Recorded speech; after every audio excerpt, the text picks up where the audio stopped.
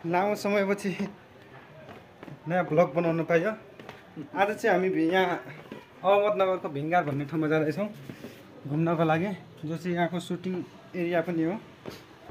ल छिटो आउनु। यहाँ कति साल भयो त यहाँ तपाईँले काम गर्न लागेको? मैले काम गर्न लागेको 21 साल भयो। 21 साल भइसक्यो। अब हामी चाहिँ भर्खरै मेरो 6-7 महिना भएको छ। यहाँ 21 साल कसरी बिताउने हो? मेरो पनि 21 साल सब यहीँ बित्ने हो। अहिल्यानगरमा अटो पाइन्छ कि न यतातिर उहाँ जानलाई? पाउँछ। हामी चाहिँ अटोदेखि यहाँ सुटिङ एरिया हो। धेरै जस्तो फिल्महरू, बलिउड फिल्महरू पनि सुटिङ हुन्छ त्यो एरियामा। त्यहाँ गएर चाहिँ देखाउँछौँ। फाइनल्ली हामी चाहिँ यो अहमदनगर क्लबतिर चाहिँ पुगिसकेका छौँ। यहाँ चाहिँ दाइ अगाडि। हामी चाहिँ नगर क्लब जान लागेको। नगर क्लब हेर्नलाई कस्तो रहेछ भनेर। यहाँदेखि चाहिँ हामी नगर क्लबको एरिया चाहिँ पुगिसकेका छौँ। अब नगर क्लब नजिकै छ, यहाँदेखि 2 मिनट जति लाग्छ चढ्यो होइन दाइसँग। हामीलाई 5 हामी त्यो बसले सिधै डाइरेक्ट यो चाहिँ नगर क्लब जाने बाटो हो। एकदमै राम्रो छ। अरे तपाईँलाई अनि त्यो त्यहाँको बसले आग्राको बसले बरेली पुऱ्याइ। हामी चाहिँ फाइनल्ली नगर क्लब एरियाभित्र छिरिसक्यौँ। एकदमै ठुलो रहेछ। यो चाहिँ ग्राउन्ड हो, ग्राउन्ड छ। यो चाहिँ फुटबल ग्राउन्ड हो, तर यहाँनिर चाहिँ क्रिकेट खेलिरहेको रहेछ। इन्डियामा चाहिँ त्यति फुटबल अलिकता ज्यादा चाहिँ डेभलप भएको छैन, अथवा फुटबलहरू चाहिँ त्यति नखेलिने रहेछ। ग्राउन्ड चाहिँ मस्त हुन्छ है त यहाँको। नगर क्लब होटल। हाम्रो यहाँ चाहिँ नेपाली धेरै काम गर्छन्। यही हो नगर क्लब।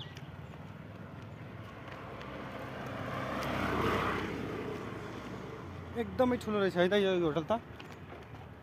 ठुलो भने लजिङ सब हुने रहेछ। यसको मेन जाने इन्ट्री चाहिँ यहाँ हो क्या हो?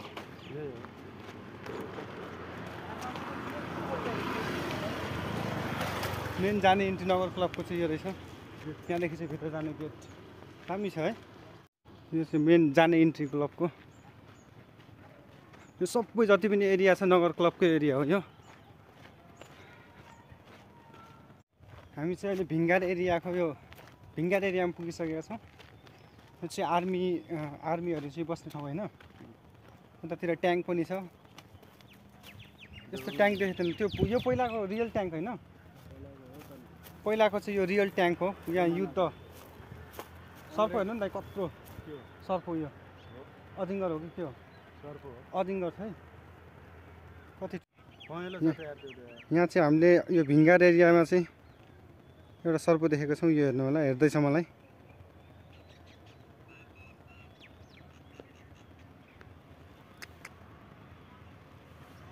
यो हो सर्प। कति ठुलो छ। यसको इतिहास चाहिँ यहाँनिर लेखेको रहेछ लामो अक्षरमा। The tank inter service in British army in 1949। यहाँ चाहिँ यो ट्याङ्क चाहिँ धेरै पहिला चाहिँ राखिएको रहेछ। एकदमै म चाहिँ यहाँको यो आर्मी एरियातिर छु। एकदमै राम्रो छ यो ठाउँ। भिङ्गार एरिया हो यो चाहिँ।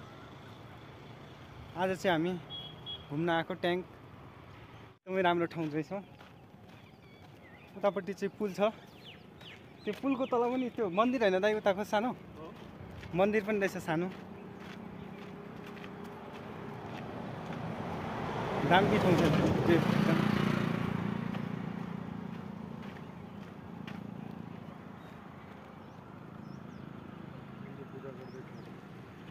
त्यहाँ चाहिँ मन्दिर पनि छ पुलको तल। त्यहाँ मन्दिर हो त्यो चाहिँ। पुलको तल कस्तो मजाले मन्दिर बनाएको छ हेर्नु न। यो चाहिँ म पुलको माथि छु। अनि यहाँ चाहिँ यो छेउमा चाहिँ यहाँ चाहिँ भित्र चाहिँ यहाँ कस्तो दामी मन्दिर रहेछ पुलको तल चाहिँ। अब चाहिँ हामी निस्किन लाग्छौँ यहाँदेखि। रुममा जान लागेको। यो पछाडिको एरिया चाहिँ सबै घुम्यौँ। त्यहाँ चाहिँ लास्टै यो भिडियोहरू बनाउन नदिनु रहेछ, त्यसैले चाहिँ त्यति भिडियो चाहिँ बनाउन पाइएन। हात्तीको पनि यो पनि भिङ्गार एरियामै हो। बाटोमा पर्ने रहेछ। हात्तीको यस्तो राम्रो स्कल्पचर बनाएको छ। कति राम्रो छ है त्यो दाइ। आर्ट धेरै राम्रो छ यहाँको। यस्तो दामी बनाएको छ बिच बाटोमै। अहिले चाहिँ म चाहिँ यहाँनिर अहमद भुइकोट किल्ला अथवा अहमदको फोर्ट भनेर पनि भनिन्छ। यहाँ चाहिँ घुमिरहेको छु। पछाडिको चाहिँ यो चाहिँ फोर्ट हो, किल्ला हो। यहाँनिर चाहिँ पहिला अङ्ग्रेजको जमानामा चाहिँ युद्धहरू हुन्थ्यो अथवा मराठी अथवा मुगल इम्पेयरहरूको जमानामा चाहिँ युद्ध हुन्थ्यो। हामीले छावा फिल्म हेऱ्यो होला विक्की कौशलको, त्यसमा चाहिँ औरङ्गजेब भन्ने एउटा भिलेन थियो, त्यो भिलेन मरेको अथवा त्यो भिलेनको डेथ पनि यही ठाउँमा भएको, यही किल्लामा। बलिउडको अति नै यहाँ चाहिँ एकदमै हिस्ट्री बोकेको ठाउँ हो यो चाहिँ, एकदमै राम्रो छ भिङ्गार। यो चाहिँ आर्मी एरिया भएर चाहिँ हामीले चाहिँ धेरै भिडियो बनाउन पाएन, त्यही पनि भिडियो कस्तो लाग्यो लाइक सब्सक्राइब कमेन्ट गरिदिनु होला। Thank you so much for watching.